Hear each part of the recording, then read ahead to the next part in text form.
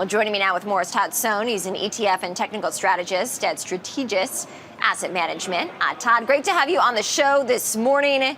And look, we've got over 80% of S&P 500 companies exceeding earnings expectations so far. How does this set us up from a technical standpoint as we start the week?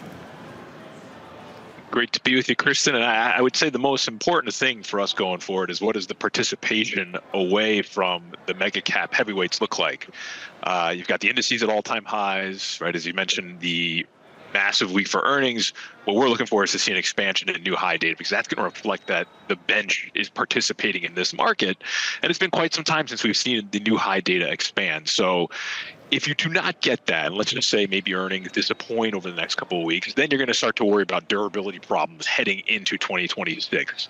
It's okay for those stocks to underperform, but they have to be involved. And so that's going to be the key metric going forward. And of course, a Fed cut that is widely expected. Trade seems to be something that could potentially move markets. There is optimism, but the concrete meat of it, I think we're still waiting to hear. How does that factor in to where stocks could head this week? Yeah, well, it's all about expectations. And I think those expectations, especially if you look at the global backdrop, are being met.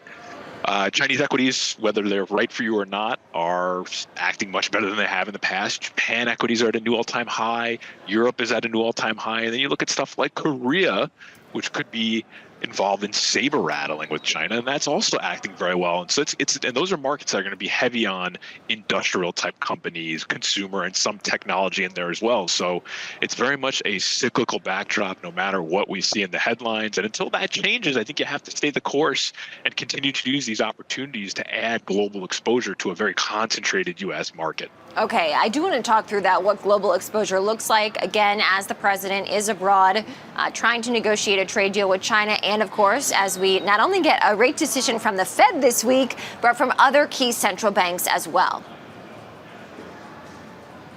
Yeah, what does the message of the cuts mean, right? To us right now, it's credit is okay. Right, credit here, credit abroad is still fine. I don't think you run into major problems, and that outside any sort of speed bumps that you get from, say, seasonal weakness, as long as the credit backdrop is okay, you have to stay the course for global stocks. And some benchmarks, right, they might be skewed by one or two different weights, but this is an opportunity investors have not had for years, right? And international stocks were inconsistent for the entire QE era. Now they're filing on all cylinders. And so, again, as long as credit remains okay, then the equity market remains okay. Are there particular markets on the international front, Todd, that stick out to you as perhaps outperforming others?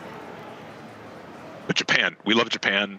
If you look at actually Japan ETF flows for U.S. domiciled Japan ETFs, there have been outflows over the last few months. So there's this reluctance to embrace Japan. Maybe it's because it's taken 35 years to make a new all-time high. But I think if you look at the Japan stocks individually, and they're full of the industrial names, the power type names, and then consumer technology type stocks that are working very well.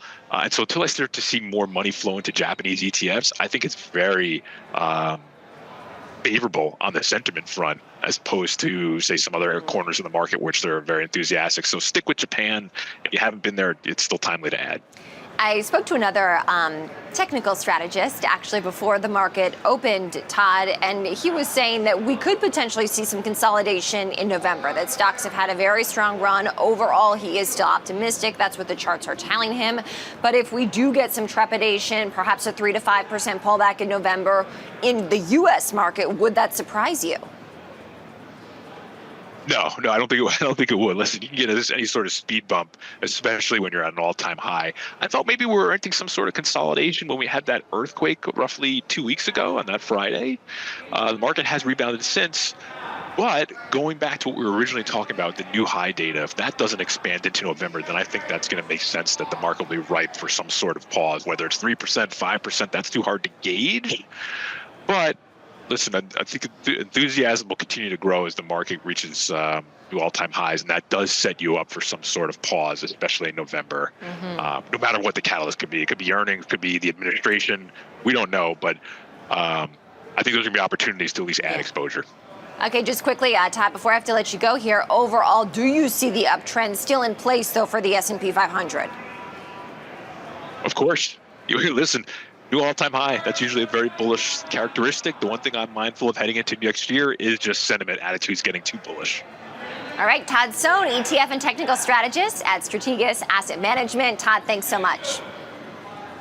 Take care.